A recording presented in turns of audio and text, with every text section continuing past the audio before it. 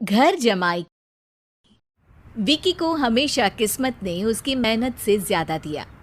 पैदा हुआ एक बड़े घर में, मुंह में चांदी की चम्मच लेकर, और शादी भी की एक उससे भी बड़े घर में, सोने की चम्मच मुंह में लेकर।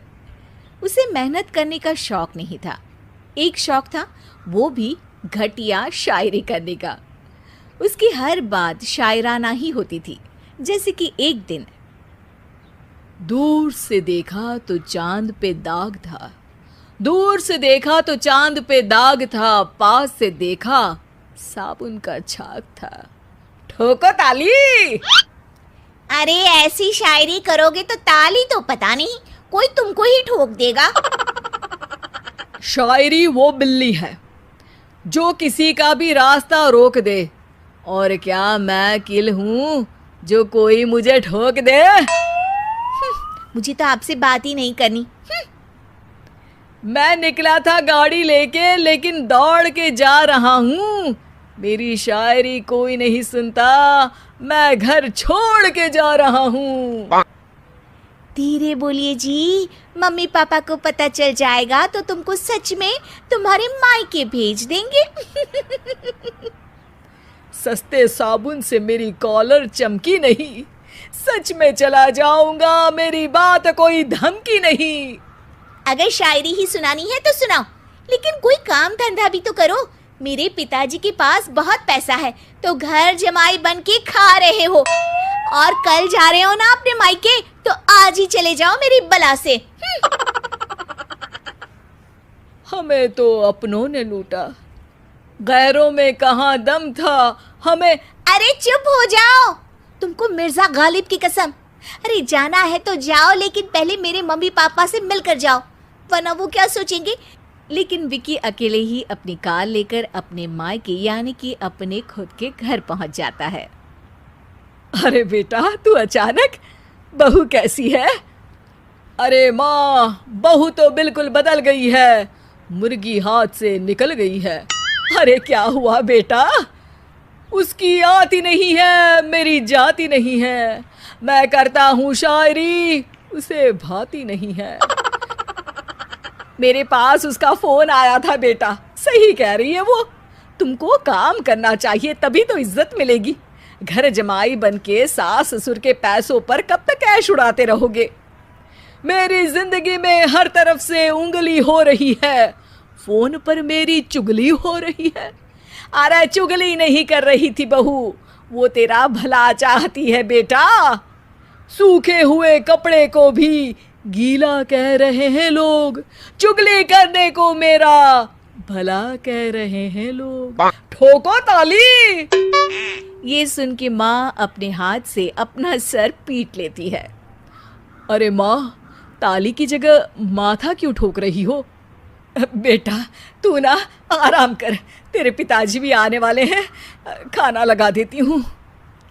विकी अपने घर भी दिन भर टीवी देखता है, तरह तरह का खाना खाता है, दोपहर तक सोता है, चाय पीता है, वीडियो गेम खेलता है, बस काम करने नहीं जाता।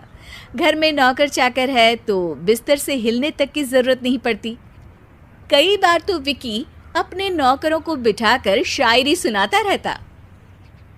कब जाओगे बेटा? अरे कैसी बात कर रहे हैं डैडी, क्या आप मेरे फादर नहीं? आप मुझे भगाना चाहते हैं क्या? ये मेरा घर नहीं।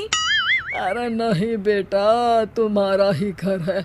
हम तो चाहते थे कि तुम यहीं रहो और मेरा काम आगे बढ़ाओ, लेकिन तुम ही चले गए घर जमाई बनने। अरे मेहनत तो गधे भी करते हैं, मैं अच्छी किस्मत लेके पैदा हुआ हूँ, मैं घर जमाई हूँ, ससुराल का फूल गेंदा हुआ हूँ। ठोको ताली।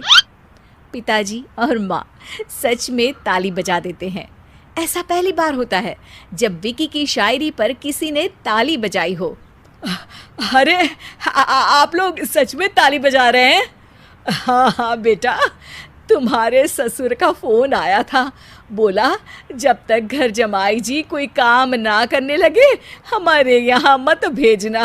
अब तू तो काम करने से रहा और तुझे रहना भी है हमारे घर में ही, करेगा भी शायरी ही। और बार बार ठोको ताली बोलेगा तो आदत डाल ही लेते हैं ताली ठोकने की। विकी उसी वक्त खड़ा होता है और बहुत गुस्से में सीधे ससुराल के लिए निकल जाता है। फिर से आ गए? लेकिन सुमन को देखते ही विकी पिघल जाता है। अब सुमन, आई एम सॉरी, आज से ना मैं सिर्फ शायरी ही नहीं बल्कि काम भी करूँगा। तुम अपने ऑफिस में बात कर लेना, कोई भी मेहनत का काम कर लूँगा। मैं घर जमाई बन के रहूँगा लेकिन काम करूँगा और इज्जत से रहूँगा। मतलब सिर्फ तुम नहीं आए हो, तुम्हारे साथ तुम्हें अकल भी आ गई है। मैं अपने कारखाने का मैनेजर बनाता हूँ तुमको, कल से मेरे साथ चलना वहाँ। थैंक यू ससुर जी। थैंक यू से काम नहीं चलेगा, एक शायरी सुनानी पड़ेगी। है? जरूर। ससुर के पास पैसा होते भी मेहनत जिसको भाई है, वही सच्चा दामाद है, वही अच्छा घर जमाई है। ठोको ताली। सब विकी की शायरी पर ताली ठोक देते हैं। शिक्षा, जब किस्मत आपको बहुत सारा दे दे तो उसकी कद्र करनी चाहिए और मेहनत करना कभी नहीं भूलना चाहिए।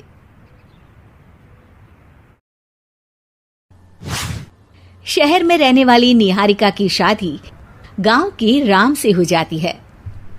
निहारिका को ज्यादा किसी चीज का शौक नहीं होता, जिस वजह से वो ससुराल में खुशी से रह रही होती है। लेकिन गोलगप्पों का प्यार सबको बहुत परेशान करता है। देखो जी, हमारी शादी को ना 1 हफ्ता हो गया और मुझे गोलगप्पे खाए हुए पूरे 7 दिन बीत गए।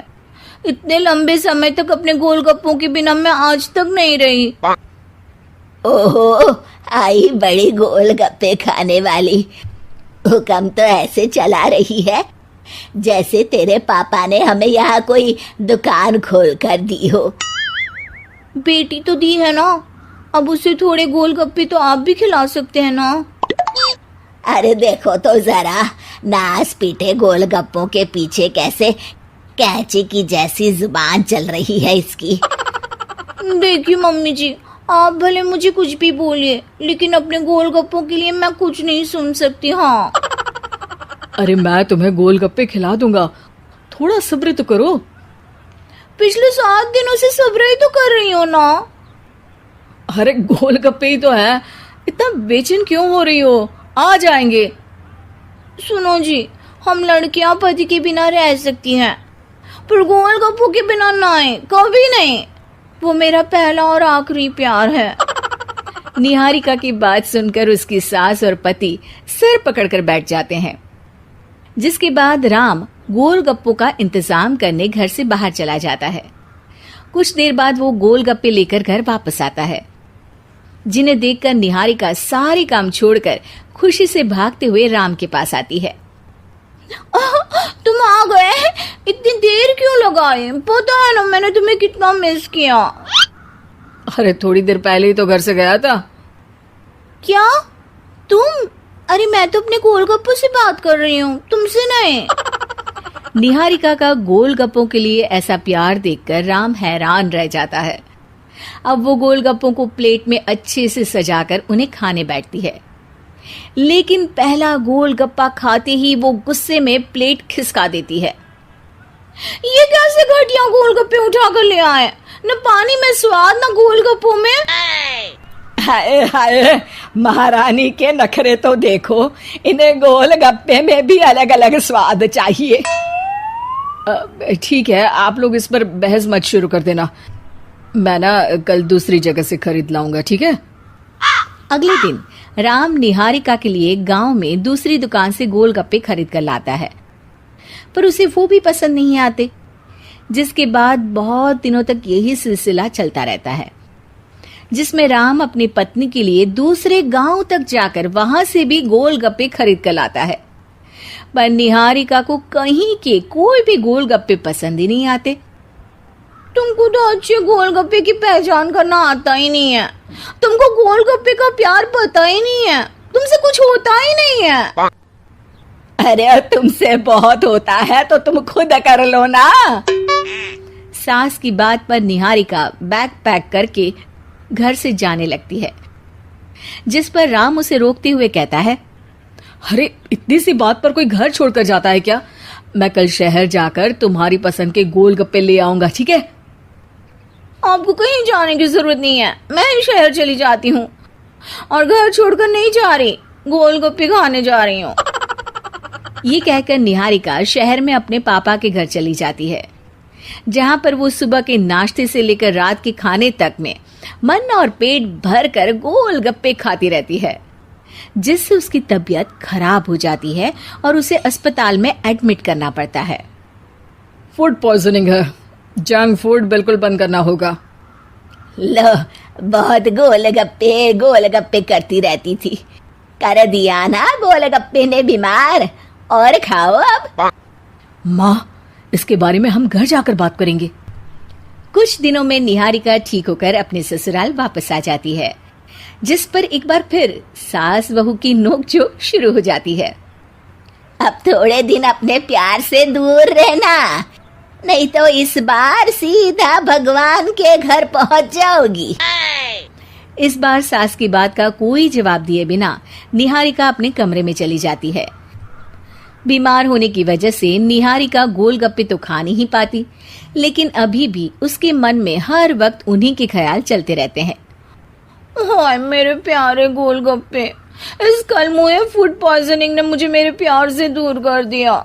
मेरे गोलगप्पों, मुझे तुम्हारी बहुत याद आ रही है। अगर मैंने तुम्हें खाया तो मम्मी जी तानों के ही गोलगप्पे बनाकर मुझे खिला देंगी। एक दिन निहारिका अपने चेकअप के लिए डॉक्टर के पास गई, जिसकी घर से निकलते ही राम रसोई में जाकर कुछ करने लगता है। शाम को निहारिका के घर वापस आते ही उसकी सास कहती है, शक्ल से तो लग रहा है कि डॉक्टर ने थोड़े और समय तक गोलगप्पे बंद कर दिए।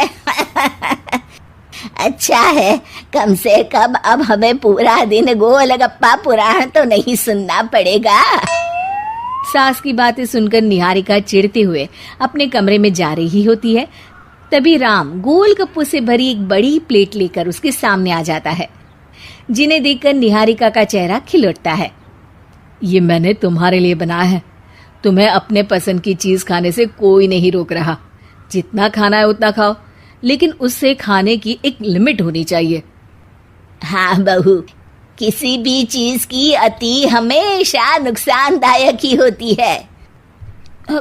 ठीक है, पर अभी मुंह में पानी आ रहा है, गोलगप्पे खाऊं प्लीज। अरे अकेले क्यों, सब साथ मिलकर खाएंगे ना।